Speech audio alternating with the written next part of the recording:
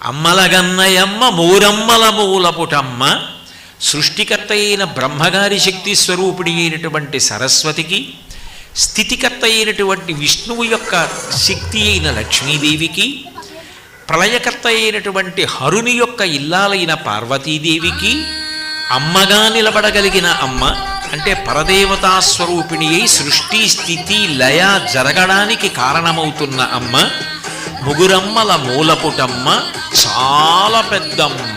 ఎంత పెద్ద అమ్మ అంటే ఆవిడ ఎప్పుడుంది అంటే పూర్వజ. ఈ సృష్టి ఎప్పుడుందని నువ్వు అంటున్నావో అంతకన్నా ముందు ఆవిడుంది. ఈ సృష్టి ఎప్పుడు మహాప్రళయంలో లేకుండా పోతుందో అప్పుడు ఆవిడుంది.